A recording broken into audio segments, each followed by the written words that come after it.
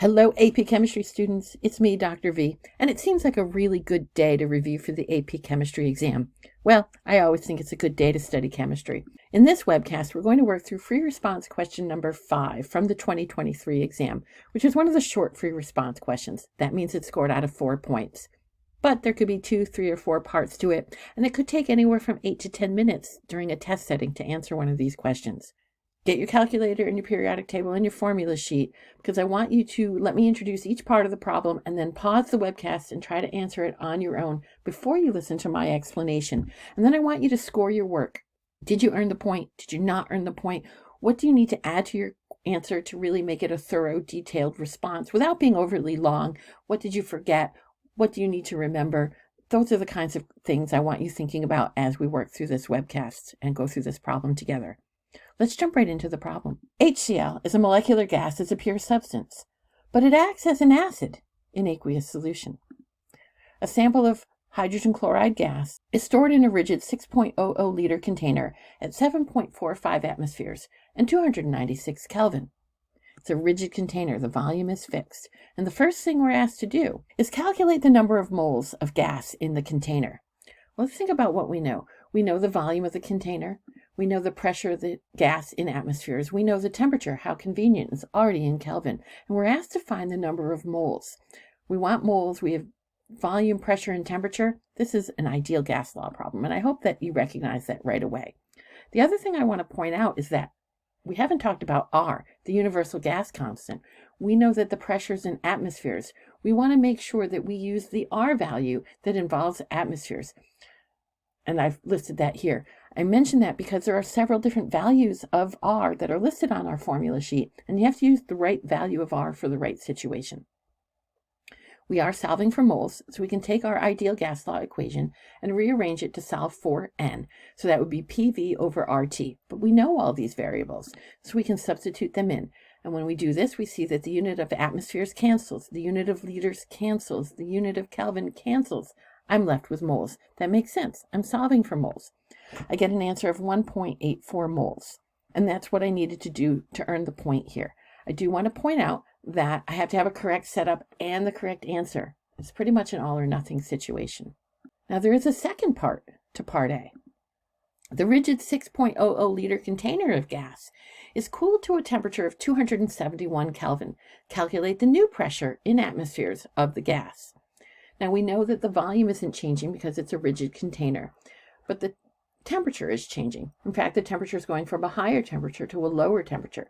So I predict that the pressure is going to drop. We can really think about this as a combined gas law problem, but since the volume is constant, it simplifies to P1 over T1 equals P2 over T2. We know P1, we know T1, those were our original conditions. We're taking it to a final temperature of 271 Kelvin. And so we can rearrange our gas law to solve for P2. P2 would be P1 over T1 times T2. We can substitute those values in, and we get an answer of 6.82 atmospheres. As we predicted, the new pressure is smaller than the initial pressure. I should mention there's another way to do this problem. We had the value of N from part A, and we know the volume, and we know the temperatures of the new conditions, and we can substitute those new conditions in to the ideal gas law and use that to solve for the new pressure. We're still going to get an answer of 6.82 atmospheres. We needed to show enough work and a correct answer to earn 1 point here. When HCl ionizes in aqueous solution, chloride ions are formed. In the following box, draw 3 water molecules that have the proper orientation around the chloride ion, and we're going to use a little Mickey Mouse depiction to represent the water molecules. The big circle would be the oxygen, and the filled-in dark circle would be the hydrogen in our little water molecule representation. What we also have to recall is that, or keep in mind, is that the water molecule is polar. The oxygen end of the molecule is slightly negative, and the hydrogen ends of the molecule are slightly positive, right? Oxygen's a more electronegative atom than hydrogen. And we have these polar bonds, and the overall molecule is polar. And this is important because we have a chloride ion in solution, and the water molecules are going to form a salvation shell around them. But they're going to do it so that the partially positive ends of the water molecule, the hydrogen ends, are attracted to the chloride ions. Opposites attract. And that means the oxygen end of the molecule is going to be oriented away from the chloride ion. And so we need to put in our molecules with the right orientation around that. It might look something like this. I have 3 of them. They all have their hydrogen ends closer to the chloride ion, and that's what we're looking for, and that would be adequate to earn the 1 point here. The problem, of course, goes on. We had transitioned from gas laws into acids, and we're given the Ka values for 3 acids in a table. Looking at this, I see right away that the first acid, HNO2, has a very small Ka value, less than 1.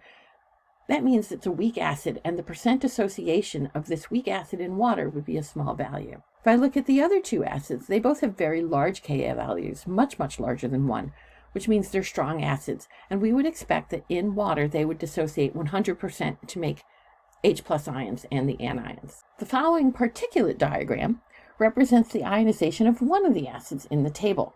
The water molecules have been omitted, otherwise this diagram would be really, really messy and noisy. Which acid, HNO2, HCl, or HClO4, is represented in the diagram? Justify your answer using information in the table. When you see particle level diagrams like this one, always count the particles.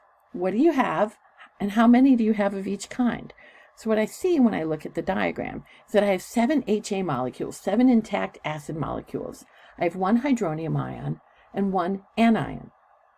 So there were a total of 8 molecules originally, and 1 of them dissociated. That's about 13% dissociation. Most of the molecules are remaining as HA, which to me suggests that this is a weak acid, which would have a very small Ka value, less than 1. Well, if I look at my table, there's only 1 acid that has a Ka value less than 1, and that would be HNO2. 5.6 times 10 to the minus 4 is definitely less than 1. Therefore, I can conclude that the diagram represents HNO2. I've backed it up, I've referred to my Ka value in the table, and that's what I needed to do to earn the 1 point. How did you do? This problem started as gases and then ended with acids, understanding Ka values, being able to do some gas calculations. The average score on this question in 2023 was 2.54 points out of 4. So a lot of students earned either 2 or 3 points, which seems reasonable. If you found this webcast to be helpful, like the video and leave a comment. And don't forget to subscribe to my channel so you get all the updates on my review videos and all my other resources that are posted on my channel. Have a great day and keep studying chemistry.